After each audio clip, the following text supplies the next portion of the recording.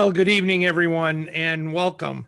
My name is Don Boucher. I'm director of the Diocese of Davenport's Office of Faith Formation and coordinator for youth and young adult ministry. Welcome to the first of two evening sessions on mental health as part of our focus on Mental Illness Awareness Week. Tonight's session, as you saw, is on helping hurting teens. But first, we have a few announcements.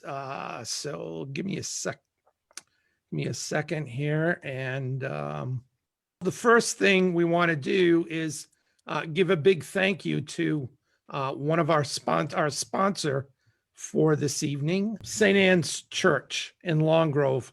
The parish is no stranger to dealing with mental health. They annually bring in a guest speaker to talk to teens about mental health issues.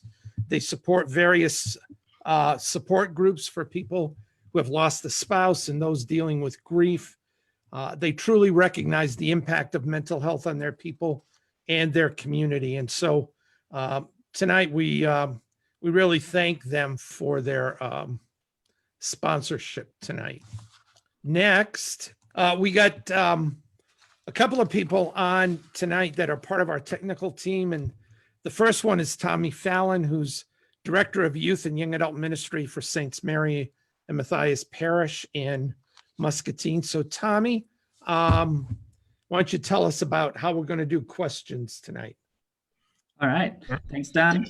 Roy, thank you for being here. For questions tonight, seeing how we have many different parishes from across the diocese sharing this video to their parish Facebook pages, which is great, but it puts all of our comments in different places. So if you have a question throughout tonight's presentation by Roy, you can funnel it to us in two different ways, and we will get it in front of Roy's eyes. The first way is you can write an email, and the email address you'll be writing to is askroyp@gmail.com. You see it right there on the screen, askroyp@gmail.com. Or you can text your questions in to 563-275-6545.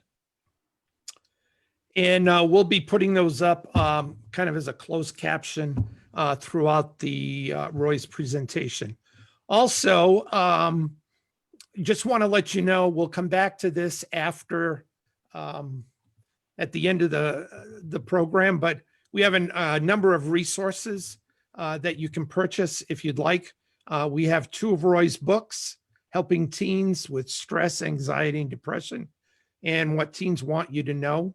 And then we have some prayer cards, one from Saint Dymphna and the other one, St. John of God. And they've got a prayer on the back of it, along with some mental health hotlines and web resources. You can order those at davenportdiocese.org/MIAW order. And again, we'll come back to that at the end. The other person that's on with us is Evan Branken, who's Director of Youth and Young Adult Ministry, he is the coordinator for youth ministry and confirmation at Our Lady of Victory Parish in Davenport. And Evan's going to get us started with prayer. So, Evan. Thanks, Don. Don't worry, I don't mind having the promotion. So I'll take director, that's fine. But since we just spoke about St. Dymphna and St. John of God, let's begin by asking for their intercession tonight as patrons of mental health and mental illness. In the name of the Father, and the Son, and the Holy Spirit. Amen. Lord, we thank you for a beautiful day. We thank you for this opportunity to gather and to have Roy joining us tonight to share his expertise and his heart for teens and for their families and for ministering to them and accompanying them in their needs. We want to pray to you, Lord, for everyone who is confronted by the sadness, the ambiguities, the confusions of mental illness. And we want to pray also for those upon whom they depend, for attention and for care and for compassion. We pray that you would look with mercy on all of those whose afflictions bring them weakness, distress, confusion, or isolation. We pray, Lord, that you would provide them with homes filled with dignity and peace. We pray that you would give them understanding helpers, and then the willingness to accept help and seek it when needed. We ask all of this in the name of Jesus Christ, our Lord. And we pray for the intercession of those great saints as we begin our conversation tonight. In the name of the Father, and the Son, and the Holy Spirit. Amen. And thank you, Evan. And now it's my pleasure to introduce to you our presenter for this week. Roy Pettifis is an internationally recognized expert in understanding and raising teenagers.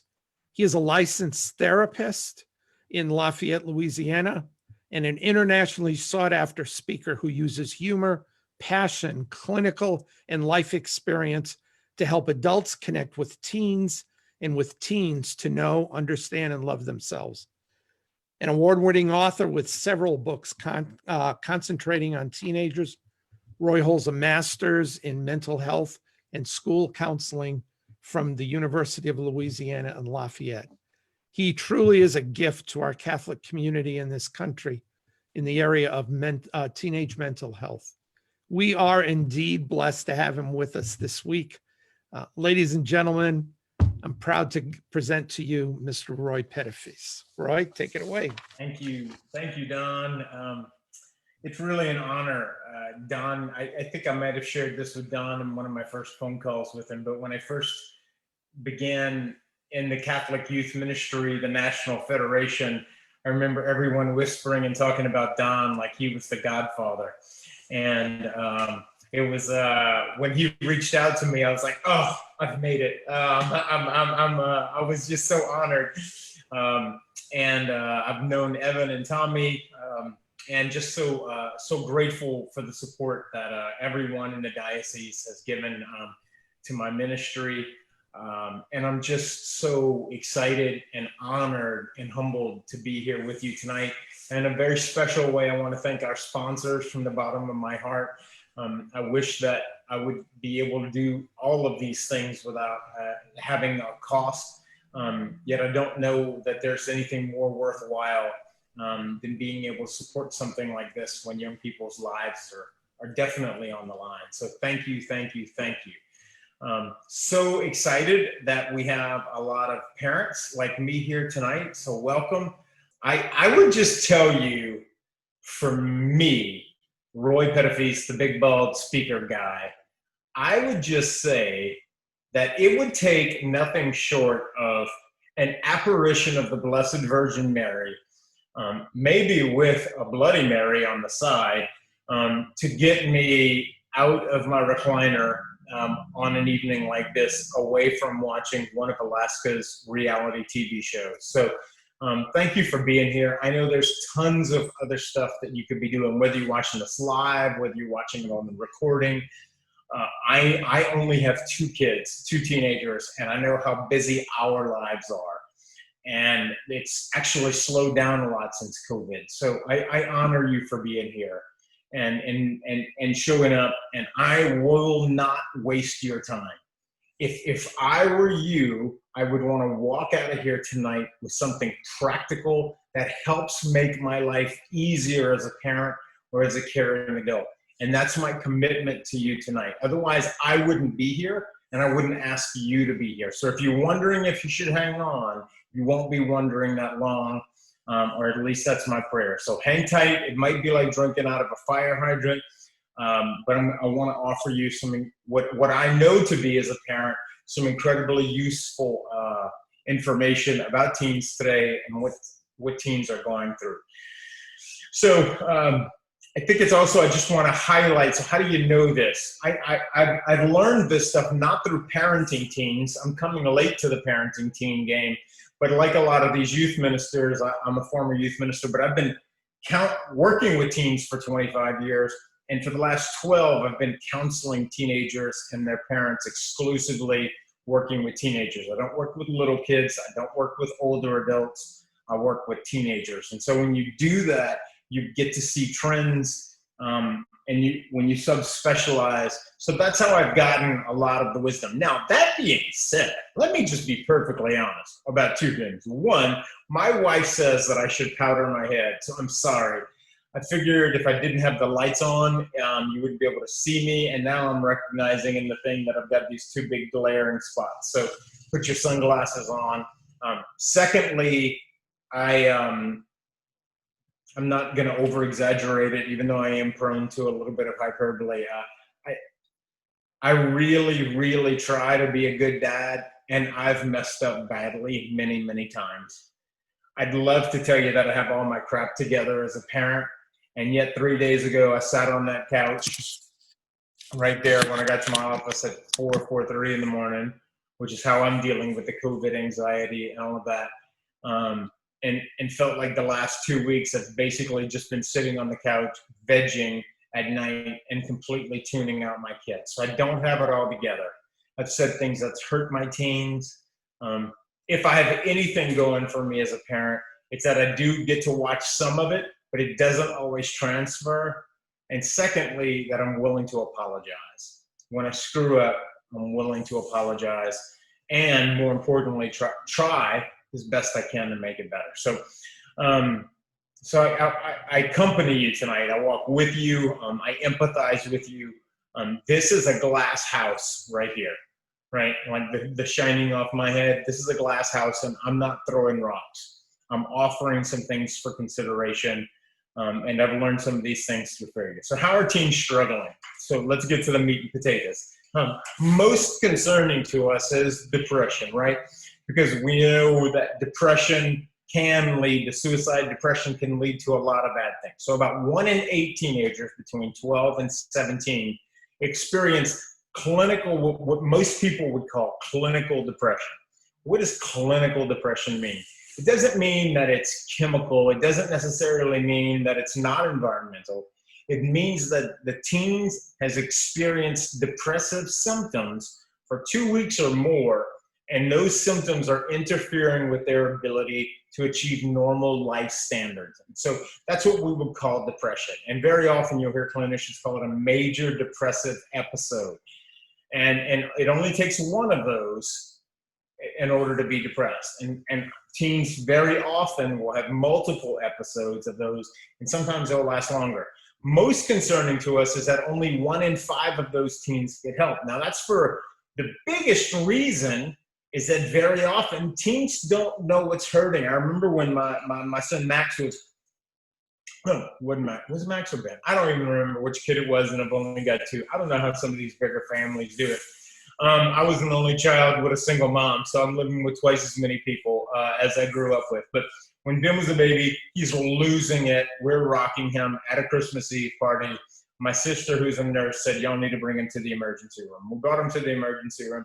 These nurses start attacking him, checking his fingers and toes for all sorts of little things. And then Dr. Yoda walks in the room, and he's probably 70-year-old Filipino doctor, and he walks in, looks at Ben, and he's wailing. He's been wailing for like 3 hours.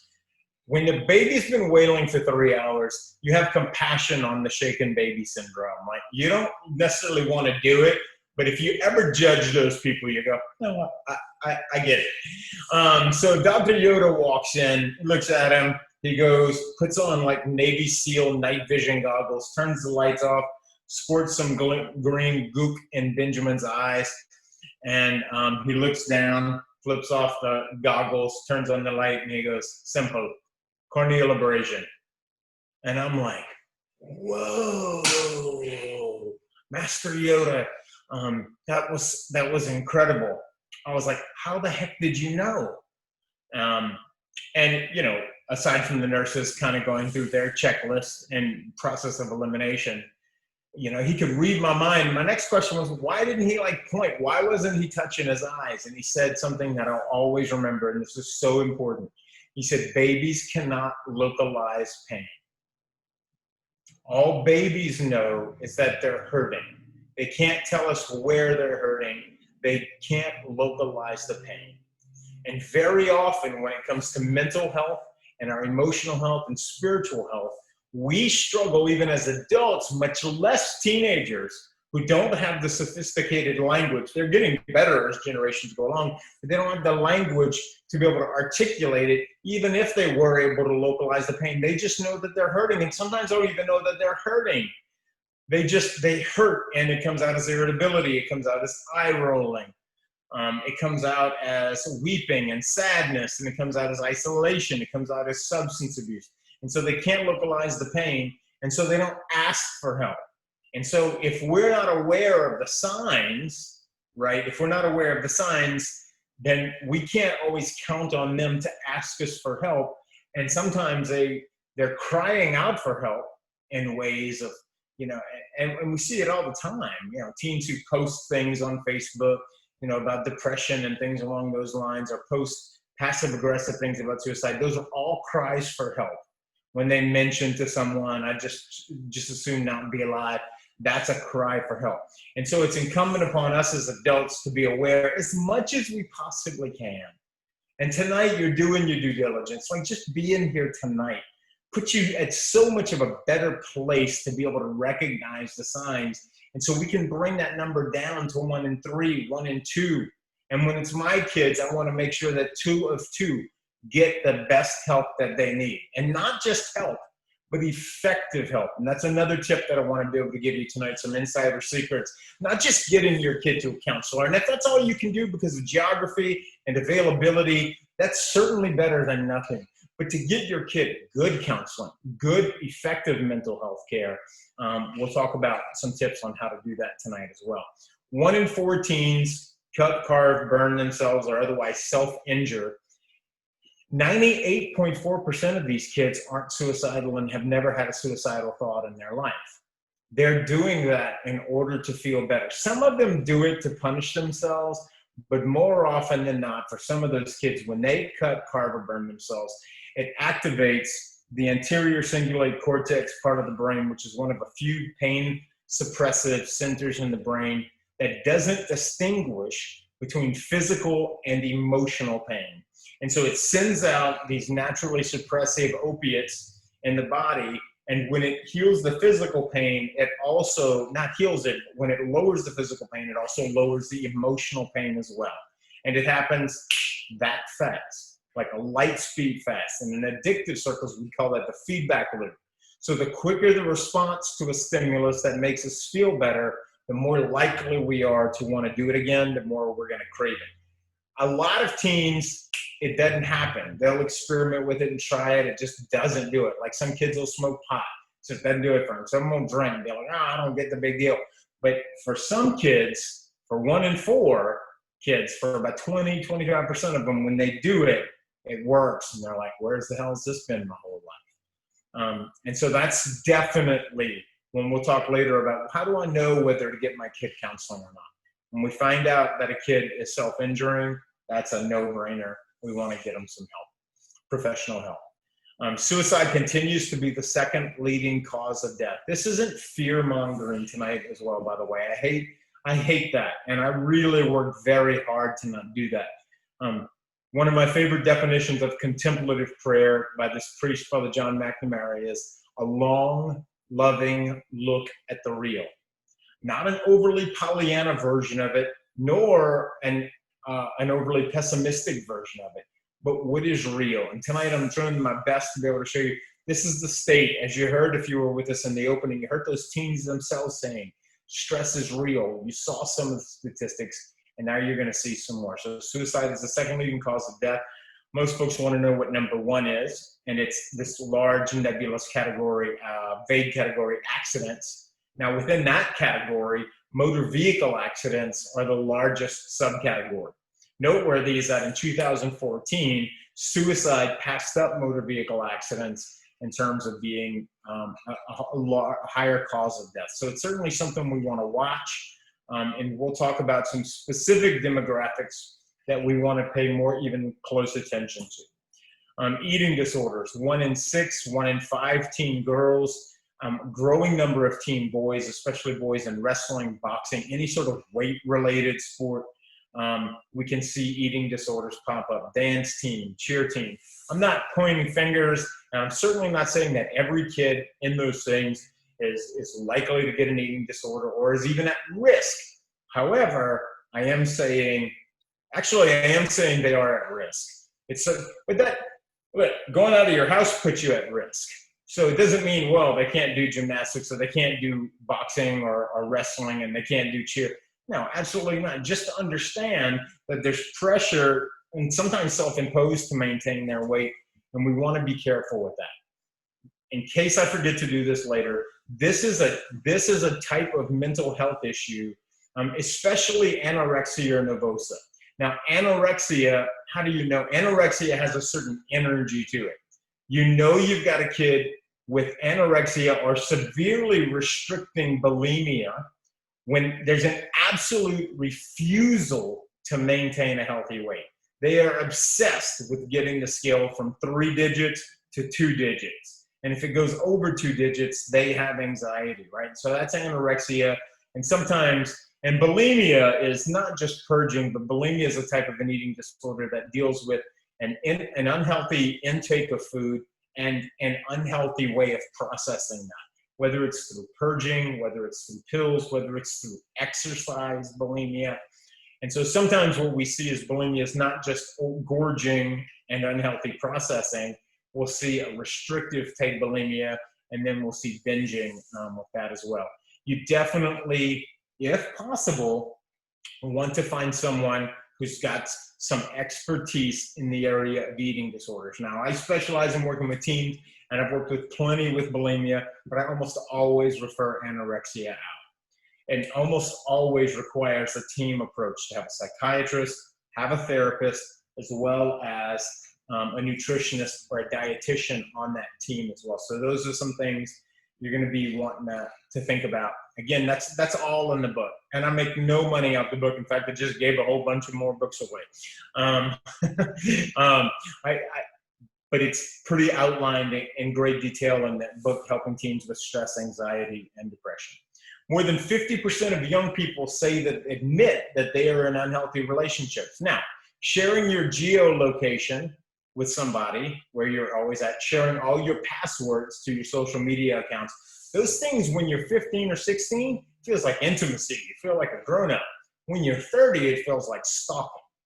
And so what happens is as teens get into these relationships and they begin oversharing, over-disclosing things that should remain private, and because it feels like I'm a grown-up and it feels like intimacy, only to realize, oh crap, I'm in over my head and I don't necessarily know how to get out. This is an important statistic because these are teens admitting that they are in unhealthy relationships, not adults judging that. So why are young people hurting more today? Boy, I bet you could tell me some reasons that I don't know. And nobody knows more about your kid than you do, even me. I'm just giving you some general statistics and things to be aware of. Some of the things you're hearing me say are resonating with you, and that's good because that's something you already know. And it's touching a truth you may not have articulated, but something that you know inside. So why does the big bald guy think that young people are hurting more today? Certainly one of them is the political climate. Not going to spend too much time on that, but it's well, you know what it is. And this is an old photo. I could have put a picture up of the debate the other night. It's a completely uncivil public discourse. And now with social media, especially adults, it's like, we used to have these things called taboos. We used to have things that we didn't consider polite company. We didn't talk about religion or politics at the dinner table. Well, Facebook is a big old dinner table. And it's like, let's just take our most controversial opinions and just throw them out there for the whole world to see and see how many fights we can start. And so it's, not everything that can be said should be said. Terror and violence, teens know about that. They're exposed on media. And undefined success. A lot of kids, you go, do you want to be successful? They're going to go, of course I want to be successful. And then you ask the 17, 18-year-old who's got that prefrontal cortex coming online, can think abstractly, are now more future-oriented. Well, what does that mean? And most of the time what you'll hear them say, with exception, you'll hear them say, well, I think, I need to, get into a good school, get a good job so that I can, have a family. or, you know, I need to marry well, or, you know, or something along those lines. And what we see what happens is that we've got a lot of folks pursuing success that is predicated upon good GPA, good test scores. And you heard the kids talking about this earlier in the video. Good test scores, which means getting into a good college, which means getting a good job, which means making good money, and then everything else is going to kind of take care of itself. And so inherently, there's nothing wrong with that being part of the definition of success. But that is the consumeristic version of success. It's the achievement-oriented part of success. And that is a valid and essential part. And if you think that achievement and accomplishment are not essential parts to success, then you just need to talk with any one of my 30 clients who I no longer see, but I have some who are now 30 years old, who are covered in cheese puff dust, burnt not from the sun, but from some herbal medicinal therapy they did the night before, laying on a mountain of their dirty laundry in their parents' basement, playing Xbox, waiting for any day for their ability to be able to make a break for it and make it big in the YouTube world and in the gaming world, right? And so we call that in my business a failure to launch. So achievement is a huge part of success, but that's not all. There's a whole element, an entire element of success that in order to really be happy, right? There's no formula for happiness, but we certainly know some principles. You know, just like financial principles. I know that if you spend every penny you make, you're going to have a tough time retiring. You're going to have a tough time managing emergencies. Your credit's going to run out. So those are financial principles. We don't have to like them. They just are, right? And so with happiness, if you don't find, if part of what you want to do with your life isn't around contribution, you're going to find yourself, like Thomas Merton said, and young people will find themselves, like Thomas Merton said, you're going to spend your whole life vigorously climbing a ladder only to get to the top and find out it's against the wrong wall. And we've got generations of young people right now who are telling us that look, I climbed the ladder of success. I'm there, right? And all the money, all the things, all the markers mean nothing because I don't feel like I've contributed anything. And so as parents, you know, absolutely, we want to encourage achievement. We want to encourage accomplishment. Those are necessary markers for the ego. But what about contribution? And that's some of the immense value that church brings, because we're always beating the, you know, contribution drum. Certainly social media is a huge, you know, as one teen said, I just laid in my bed all day on Instagram for 4 hours, she said, on Instagram. This was a couple of years ago. And she goes, I just got more and more depressed by the hour. And I said that, and I was thinking, you know, FOMO, fear of missing out. I was like, do you feel like they were leaving you out? And she said, no, I just felt like everyone's life is so much more interesting than mine. Monitor your mood next time you're on Facebook or whatever. So if you're on social media, Instagram's not quite what Facebook is, but we've kind of made it okay to humble brag and to brag a lot on Facebook. And I've done it. I really try not to do it. And it's not good for business. I'll tell you that right now. It's just not. My business would be a whole lot better. But when I see people humble brag, oh, I'm so blessed that we were able to go to Cannes, you know, on vacation and spend 3 weeks on a private yacht. No, you're not. Hello, don't you just want to punch that person in the trachea? It's like that friend of yours who wakes up too perky in the morning and they're like, hi! And they're like 4 moods above you, just like, yeah, right in the trachea. So social media, you know, we're watching, and people aren't posting their crap on social media. No one's going, hey, could really use some prayers for my husband's crack addiction. Could really use prayers. You know, we discovered that there's been an affair. Could really use some prayers. And too often I see parents sometimes post stuff about their kids inappropriately on social media, especially teenagers. And I'm like, what are you thinking? I was like, go take that post down. Did you check with your kid, before you put that up there? And that's what my wife told me when I did it. And so that's how I know. Lack of failure. And look, this is a major point that I want to make tonight. And I don't want to, I feel like this is something my wife and I do well, maybe even to a fault. But here's why we did it well. Our parents didn't have a choice. I was born to a single mom, like about 34%, and I grew up in poverty. When I forgot my homework at school, like my mom wasn't leaving. She was a school secretary at a different school. Like she couldn't leave.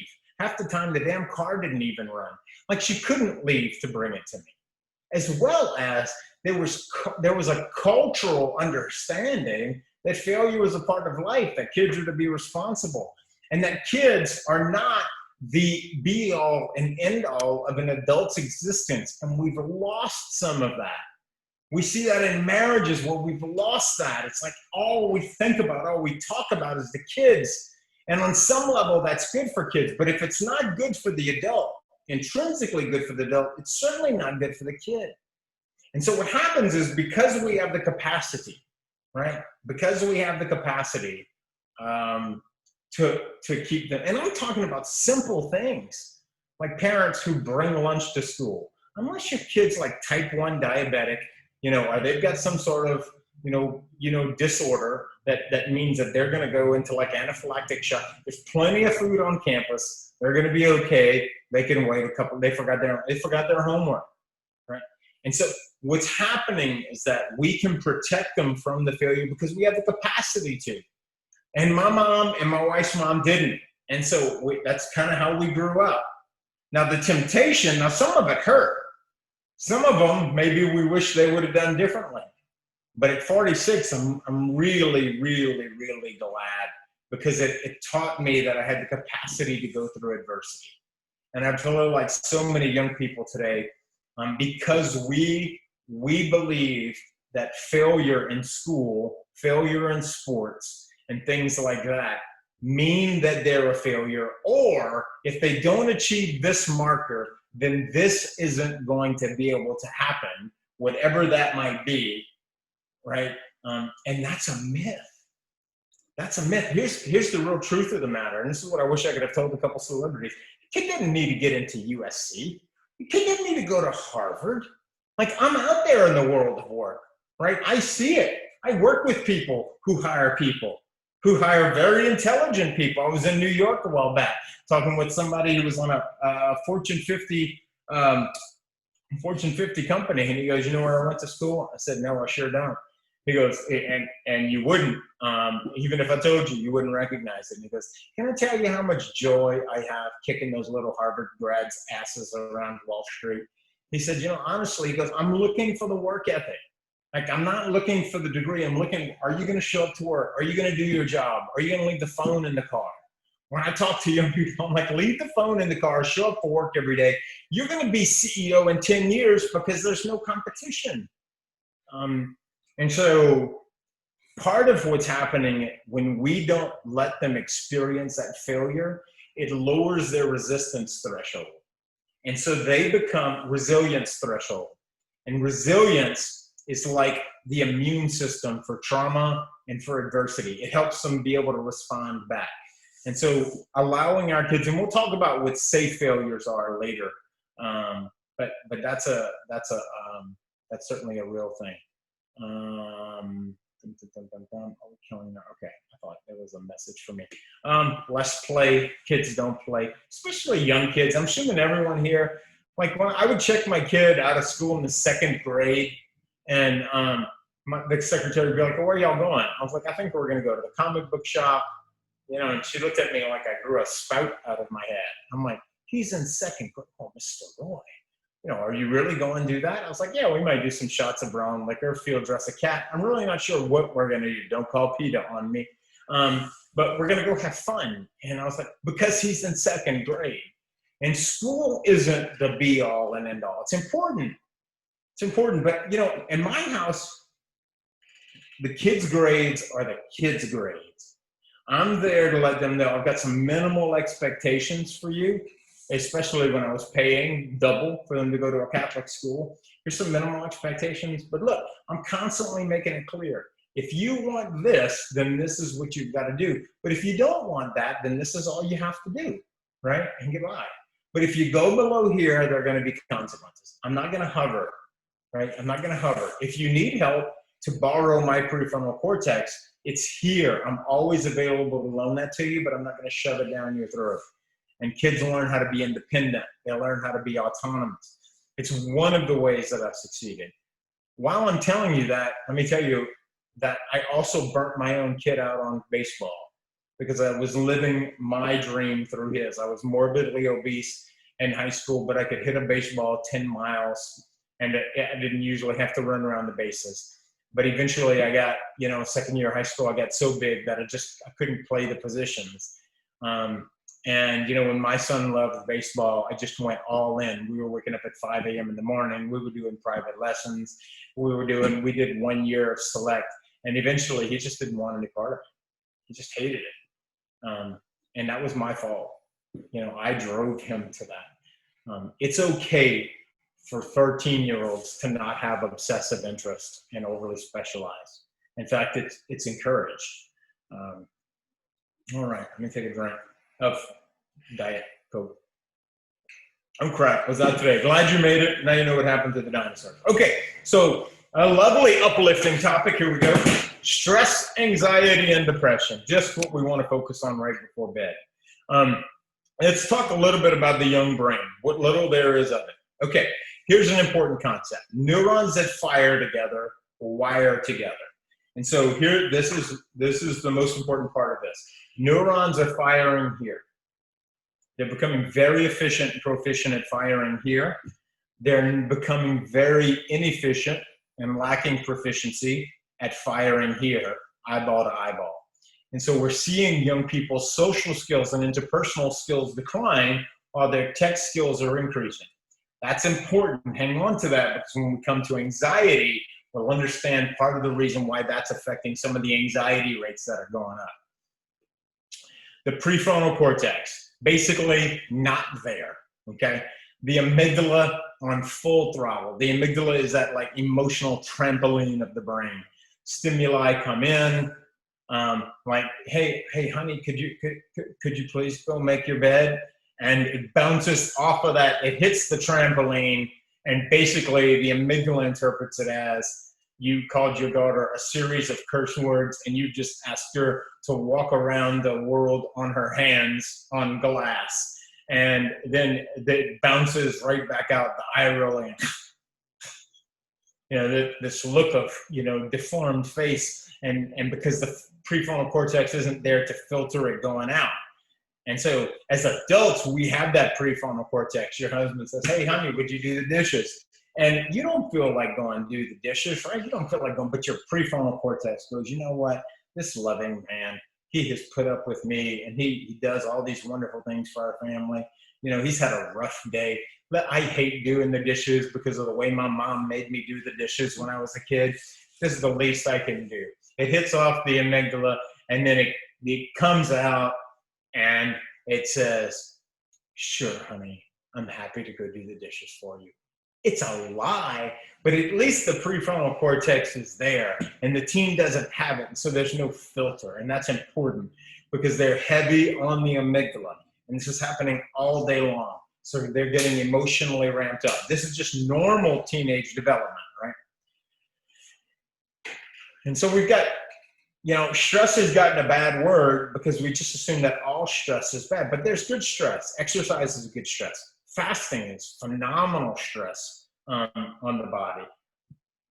Giving teens a certain amount of responsibility, good stress. Academic stress is good stress. I am a huge believer in teen sleep. Yeah, I think it's okay for a kid to have to spend a couple of all-nighters or late-nighters, cramming for an exam. That's a good stressor. It's a good skill to learn. You learn what your capacity is. You learn that you can push yourself. It's not a good chronic habit. It's not good to stay up till 2 o'clock in the morning every morning and study for school, because then you're going to get adrenal fatigue, and you're going to get a 4.0 in high school and a 35 on the ACT or whatever the hell you make on the SAT in order to get into a wonderful school. And in your freshman year, you're not going to be able to function because your adrenal glands are maxed out. Healthy guilt is a good stressor. I love seeing clients, especially after I've built wonderful rapport with them, and go, I guess I should feel bad about it. I'm like, you're damn right you should feel bad about it. Absolutely. What you did was wrong. Well, dude, I thought you liked it. I do. I think you're a great kid. And you up. Period. And I'll say that because that's what I do. It doesn't mean you're a bad person, but it means you messed up. And so what do you think you need to do in order to make reparation? That's what confession is supposed to be. Yes, you screwed up. It doesn't mean you're a bad person. How can we repair it? Like, what can we do in order to get you back in line? So healthy guilt too. Healthy competition is good. Unhealthy competition, which we see so often today, is a huge negative stressor on teens. Shame, trauma, it's a bad stressor on teens. Chronic stress, especially our overachievers. There's this chronic stress load. We have all experienced chronic stress since the beginning of 2020. 2020 is a chronic stressor. Perfectionism, like it's got to be perfect. Especially for kids who have some insecurities in other areas and who might be exceptionally bright. They're like, okay, this is where I'm going to hang my self-esteem hat. It's got to be perfect. And overt pressures on them to perform in ways that are not developmentally appropriate. That's going to produce some questions. What is anxiety? So anxiety, when you're in your head, you're dead. Anxiety is taking ambiguous data. Remember, no prefrontal cortex, which can clarify the ambiguity. That's what the prefrontal cortex does. So Adrian is sitting across from April, and Adrian is looking at April like this. And April, because of the lack of prefrontal cortex, that look comes in, it hits the amygdala, and then the hippocampus jumps on top of it and says, she hates you, and she's about to go throughout the whole school and tell everyone to abandon you and leave you alone. And then she goes into a panic attack in the moment because there's no prefrontal cortex to interpret the data. And so when I sit with April, I'm like, show me the look. And she'll show me the look that Adrian made at her. And I was like, she could have just had gas, maybe a bad case of flatulence for all I know. But you catastrophized it. And so it's drawing the worst possible conclusions. And so that's happening a lot. And these are incredibly sophisticated. This isn't to be scary, but I'm telling you, I'm in deep with it with my own teens. Just listening to them try to crack the code of the ambiguous data on Snapchat alone. Like there's a number of seconds that certain teens feel like it should be left, the snap should be left unopened. And if you open it too early, then that means you're desperate. But if you wait too late, then the person could be offended. Like, and if it's left unopened, or what if life happens and God forbid you can't get to your phone or that your phone's taken away? So we see a lot of anxiety because of that. There's a genetic element, over-involvement. Some kids need a very high level of activity. They just need to be busy. They have an extraordinary amount of energy, physical, mental, emotional energy, and they need it. But be honest with yourself and be honest with your kid and check in with your kid. Are they really enjoying all of that activity? Some do, right? But most don't. Like most don't have that level of energy. And when we put a kid at that level of involvement because maybe their brother or sister had that level of energy and that's how they were hardwired, we're trying to fit a square peg into a round hole and it just won't fit. And we're going to give them anxiety. Chronic stress, unrealistic expectations, media, future, career, the world of work, a decreased sense of that feeling like I'm going to be able to do it. Like I'm going to be able to do well what I want to be able to do in my life. And we call that self-efficacy. But if I've never navigated failure and I've never had to overcome adversity, I'm going to have very low self-efficacy. And so I'm going to be filled with doubt. I'm going to be filled with anxiety the closer college gets. And then I'll be filled with it again the closer the career time gets, because I'm not sure whether I've got what it takes in order to make it. This isn't a father wound, as some people, sometimes it is, right? But this is a, we just didn't let the kid fail. We didn't let the kid fail. We really thought that paper in 9th grade was worth so much. We really thought that when the teacher gave our kid a B, and we're also an English teacher as the parent, and they got an 89 B, and we know that they should have gotten a 92 A on that paper, and that we called the school. We thought that was helping our kid, and in reality, it was hurting our kid. Absolutely. Are there going to be teachers who don't like kids? Absolutely. Are there going to be personality conflicts? Absolutely. Are there going to be youth ministers who don't like kids? Absolutely. Are there going to be probably therapists who don't like kids? Lots of them. We'll talk more about that at the end. That's why you should find one that likes kids. But life is not fair. If we remove all those obstacles for them just because we are good at making things happen, it's not good for them. In fact, I'm a little minor Catholic celebrity in my area. I've done all the faculty retreats for years at the schools. And when my son went to school there, I sat down and said, if I find out that you're giving my kid any special attention or special privileges, I and their mother will withdraw them faster than you can possibly imagine. That is absolutely right. I am never going to call school. In 15 years of education, I have never called the school. It would have to be abusive. Like my kid would have to have some accommodations. There would need to be some modifications. There's been plenty of stuff that went down on the sports field and in the classroom that wasn't fair.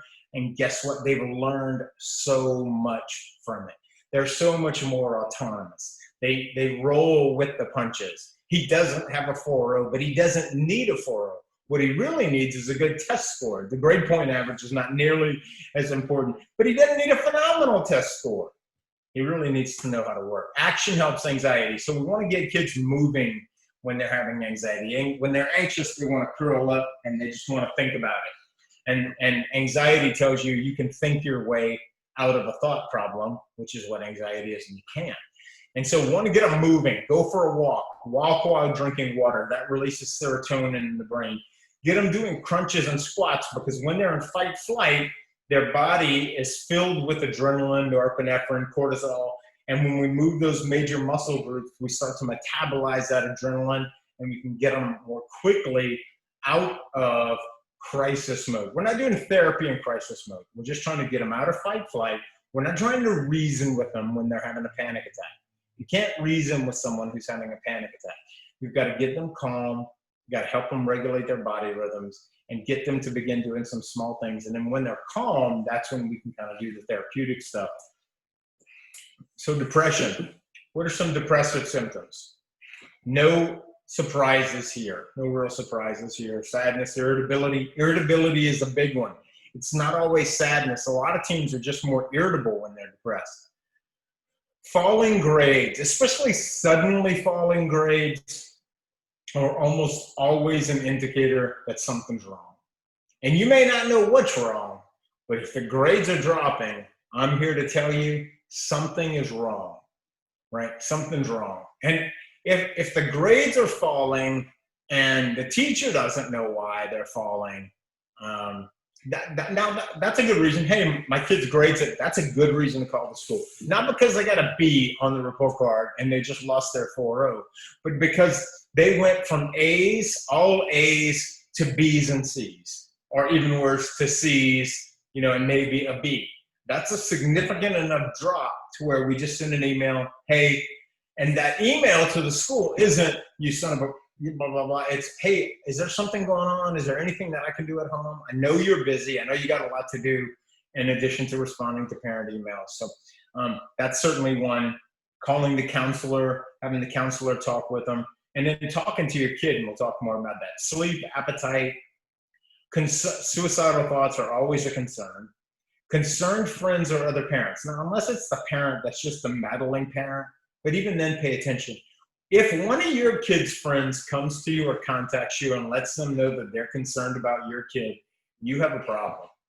Because that other kid, teenager, had to get over a mountain of loyalty in order to come to you. And so they wouldn't do that unless they felt like your kid really needed some help. And so we don't want to write that off. In fact, that's a red flag. It's a red flag. So those are depression symptoms. How do I know if it's depression or sadness? Because, my kids, sometimes they get sad for a few days a month. It's okay. It's kind of normal. 2 weeks, that's not normal. How severe is it? How sudden did it come on? How frequently is it happening? Are we having like 5-day sad spells way more frequently now? And so we just want to pay attention to that. And so with depression, less is more. So listening is so important.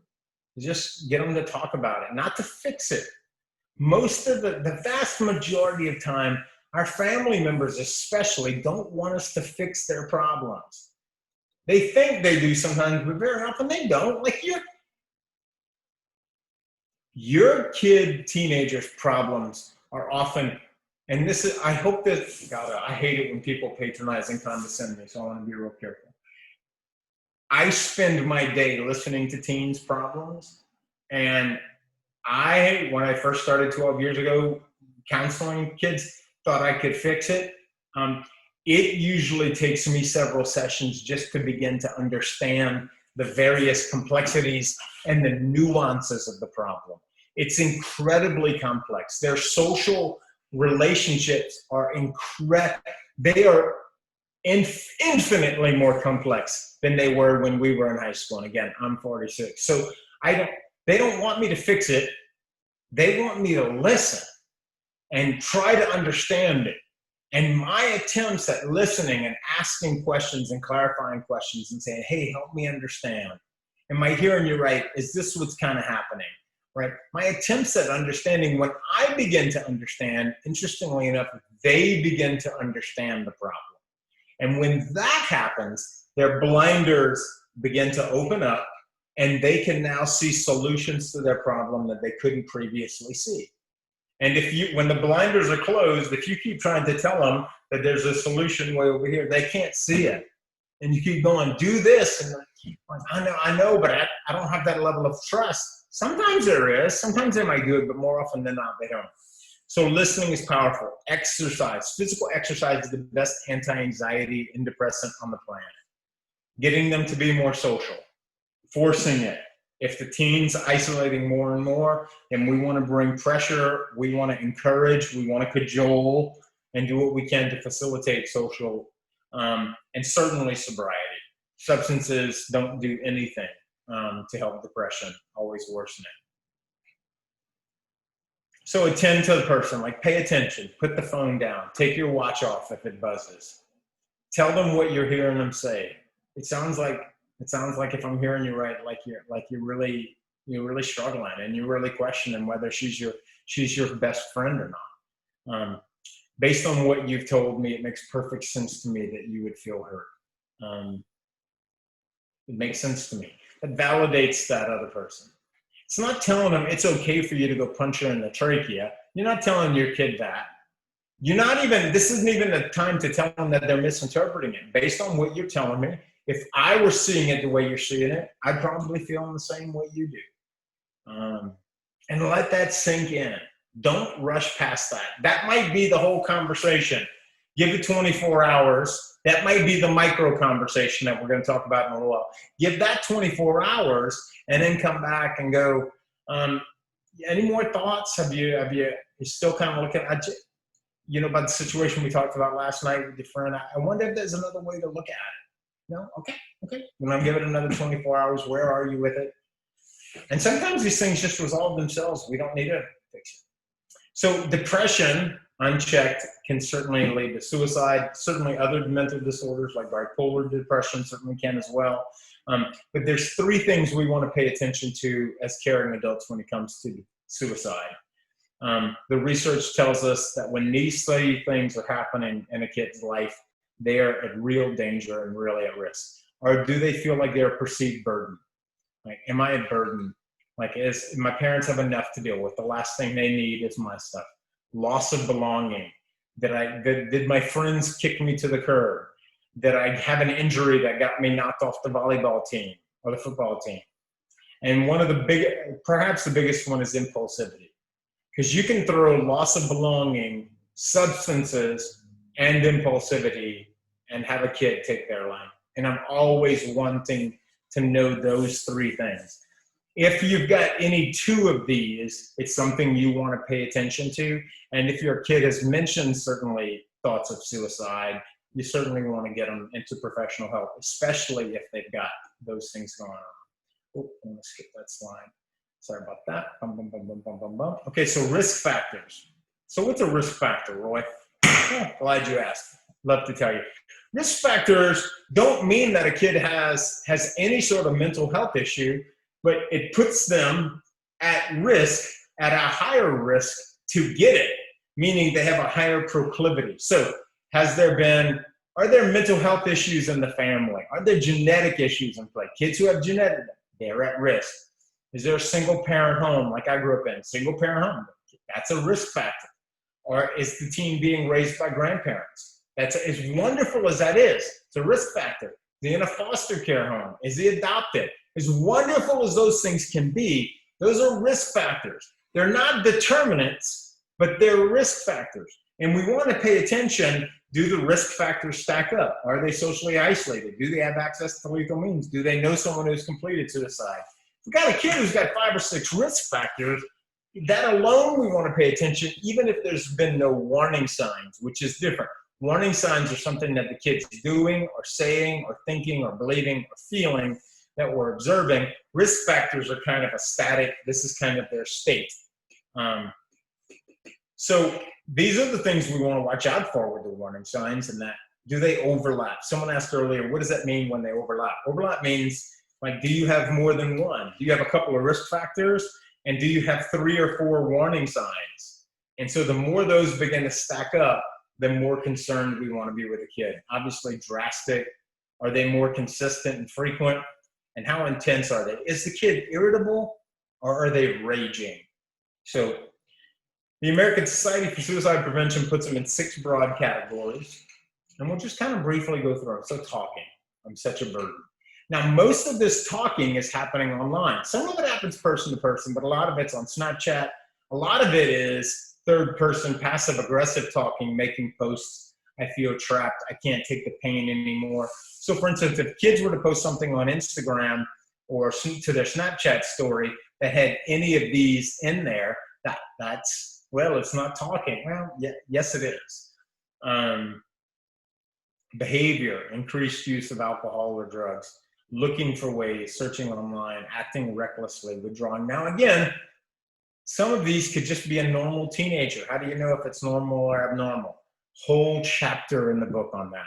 Discerning normal from abnormal teenage behavior. It's a whole hour-long presentation. And a lot of it comes to knowing your kid. Like, trust your gut.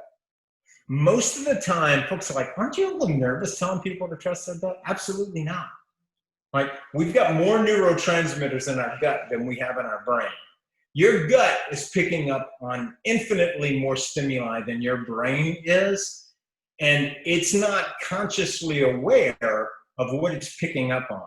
Most of the time, we override our gut. Now, make sure it's your gut and not your anxiety, and learning to differentiate the two is very, very, very important. My experience tells me most adults override their gut, and they should listen to it. Warning signs. So my gut is telling me right now that my family and I probably need to evacuate tomorrow evening or first thing Thursday morning from South Louisiana because of this hurricane coming in. I'm wanting to override my gut because it's going to be difficult, but my gut is telling me, and tomorrow morning my gut's going to have a very solid vote that I won't be able to veto, so I'll know then. But it's just your gut. Warning signs: behavior, isolating, sleeping too much, saying goodbye, giving away prized possessions, aggression, mood, anxiety, loss of interest, humiliation. Right? Kids are and that is often difficult for kids. Breakups can be humiliating. It can be humiliating. One of the things I've noticed with breakups too is that what can be humiliating is having to admit that I'm literally thinking of taking my life because he or she broke up with me. And I have worked with a lot of kids who it's taken me a few sessions to just get them to feel safe enough to be able to go, it's okay for you to admit that you were so into this other person that them breaking up with you has left you feeling this bad. That's okay. But it's humiliating. We don't like to admit things that are humiliating. Certainly, obviously, mental health issues, chronic illness, severe injury, hormonal thyroid, and you'll get all the slides to these. Stressful life events, death or divorce or move. One thing I was going to say about adolescent grief that I'll say when it comes to teen grief is that they will grieve in the short term for a couple of weeks, few weeks, but 9 to 14 months after the physical death is when we really want to be paying attention. That's when the doo-doo hits the fan. That's when the suicidal thoughts come. That's when the grades fall. That's when the depression comes. Mark it on your calendar. That's when it's going to happen. Certainly access to lethal means, firearms and drugs. Exposure to another person's suicide. Previous attempts, family history. Rumors. We want to pay attention to those. We don't want to like go sell the farm because of a rumor, but we log it in there. And so all of the things that I'm mentioning, if we got a little of this, a little of that, a little of this, put those in there, then we might be concerned. It might be worth it for us to go sit down with a therapist. It might be worth it for us to go sit down with the pastor or the youth minister and say, hey, here's what I'm seeing. Here's what I'm hearing. I'm concerned. And just bouncing it off of that other person, bouncing it off of another parent. So when do I seek counseling for my kid? And we're wrapping up here and wanting to get into the Q&A. And I kind of think some folks are probably here telling me to shut up here soon in the chat. Got 20 minutes up. Got it. Awesome. How do parents deal with these problems when they're afraid of pushing their kids away? Great question. You feel over your head, your gut sense, here we go again. Doctor recommends it, your minister recommends it, your kid asks for counseling, suicidal thoughts, substance abuse. These are no-brainers when to seek counseling. So how do we have the conversation? Okay, this is how we have difficult conversations. We name the awkwardness. We sit down, or we actually, it'd be better to stand up with the kid and walk with them, and then maybe kind of turn to face them. Say, look, this is awkward as hell, but it's something we got to tell. Would it be okay if we talked about, suicide? Would it be okay if we talked about mental health for just a few minutes and then get to the point? I'm concerned. I've seen this. Are you feeling depressed? Please tell me. I want to walk with you. I want to help you to get help, right? There's no easy way to have it, but what you do want to do is try to have it in a micro conversation if possible. Difficult conversations are best had in short bursts. In fact, most conversations with teens are best had in short bursts. So often we feel like we've got so much to say, right? And we've got a long attention span, but the teen doesn't, right? You don't need to have the whole conversation in the same conversation or even in the same day. Have that conversation many times in little micro conversations. Follow up on it. Very, very, very effective. I even set an egg timer. I'm usually the one in the back of the room when my wife's like past 5 minutes. I'm in the back there going, look, I can see his eyes are glazed over. Like, save your breath. Like, live to talk another day. Again, we talked about exercise, encourage and allow safe failures. And those would be a student's own goals. So if your kid says, look, I want to make a 3.7 GPA this year. Well, you don't start losing it because the kid doesn't make it. That's the kid's own goal. Let them go for it. Let them try. Let them see what it's going to feel like when they don't achieve their goal. Right now, we may need to help them with their goals. Again, we talked about borrowing the prefrontal cortex, provide support and encouragement, and we want to be a resource. Sacraments are powerful. Rituals that soothe anxiety. It lets us know that resurrection is coming. Sleep, already talked about that. Medication with counseling. I'm a huge believer in medication. I would recommend to most people that we have significant advances and now we can do genetic testing and cheek swabs to find out which medications are going to be most effective with your teen. And so those are not always cheap, but they're worth their weight in diamonds, in my opinion, because you can save a lot of time with trial and error. Yeah, and everything we talked about is on the podcast as well. Today's Teenager, just real quick, I'll show you that. That's free. And that's it. Thank you guys so much for listening to me ramble.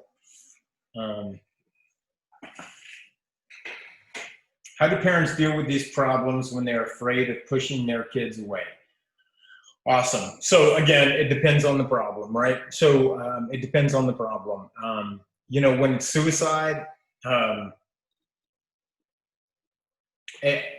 we've got to risk pushing our kid away. Now, how we address the problem is very often when the kid gets pushed away.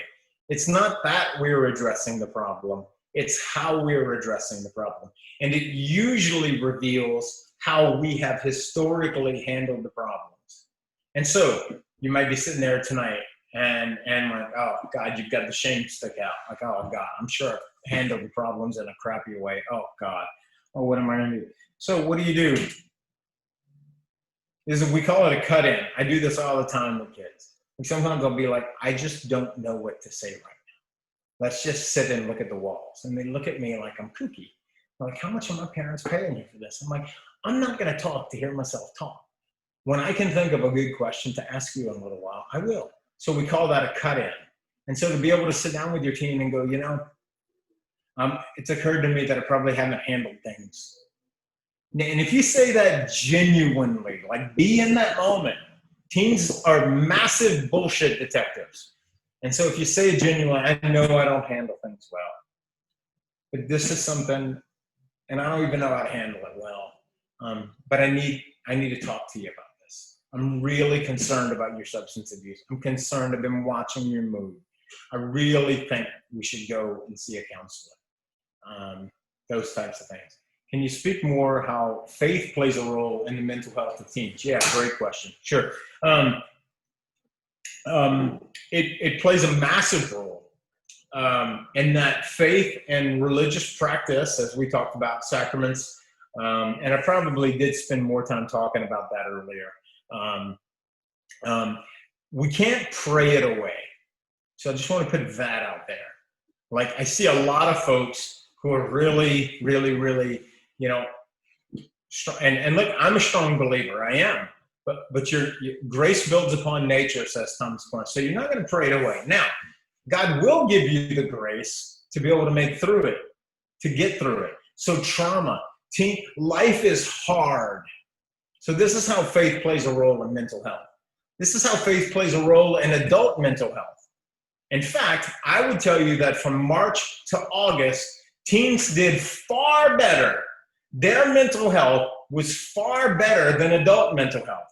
All of my friends, myself included, who had just spent the previous Lent bragging and talking about, oh, we got to take up the cross. When the cross came in March, started bitching about the cross and had no use for the cross. The cross isn't sexy. It feels arbitrary. It doesn't feel like there's any meaning, but that's the cross. That's the heart of faith. The health of religion and faith, the value of it is almost always contingent upon its ability to help you find meaning in your pain.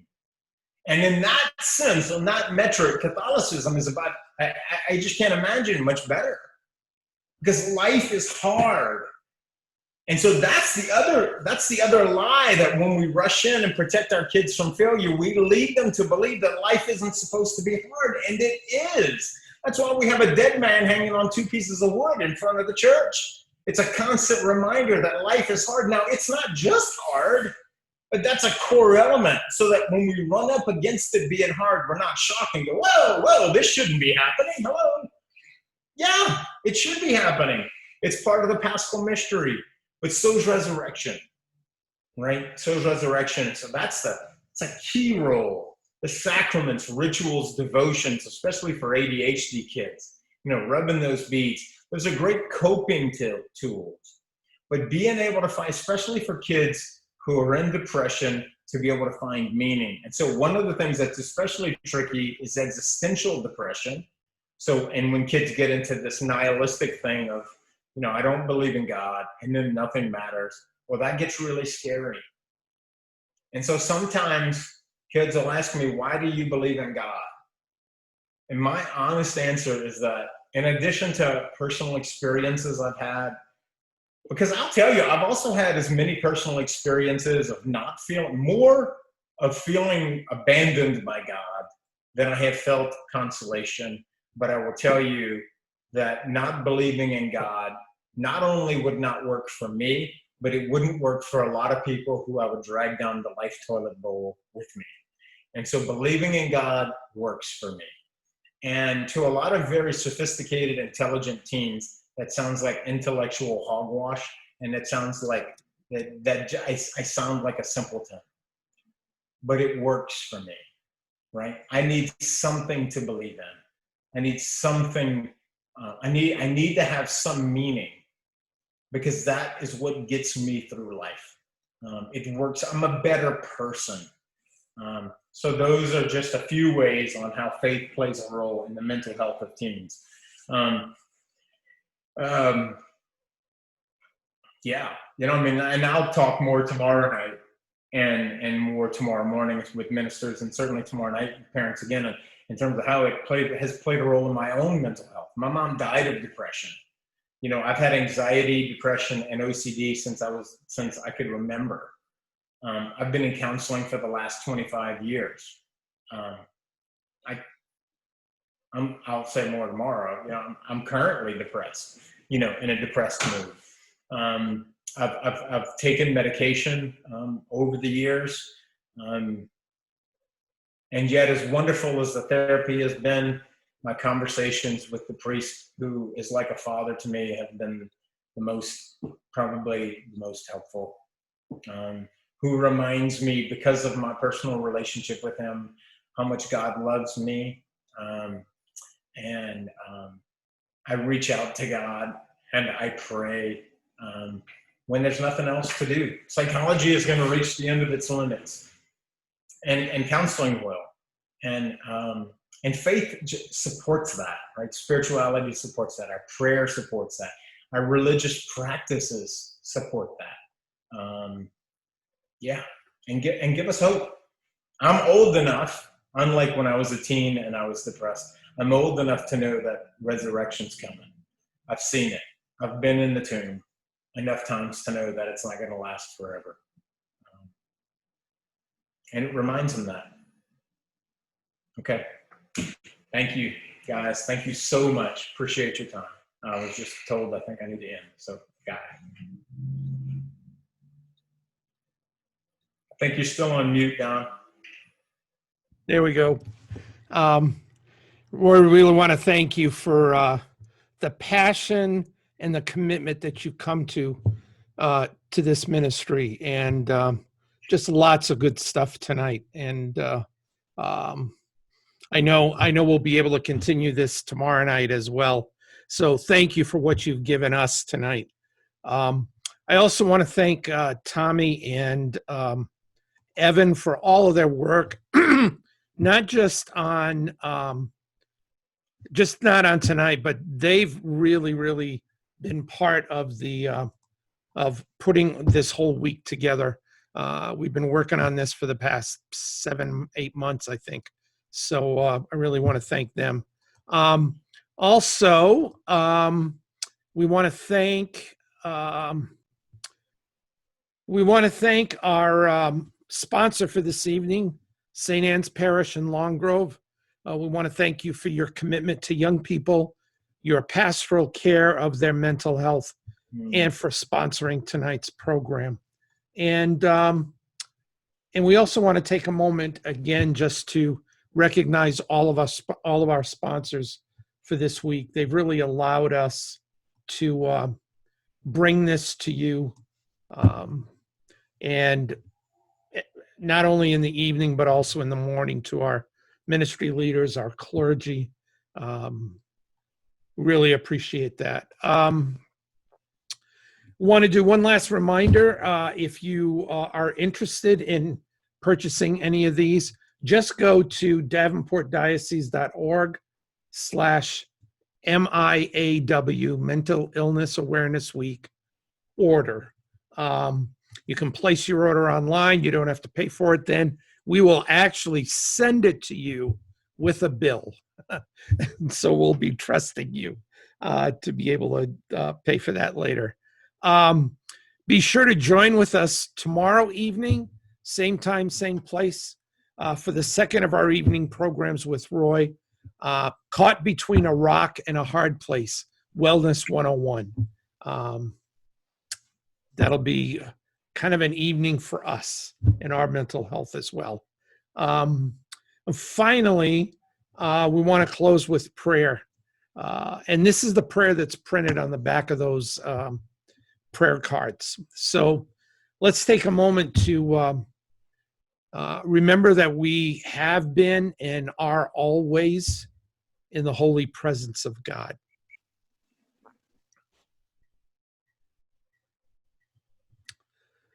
Lord, we pray for those who have a mental illness.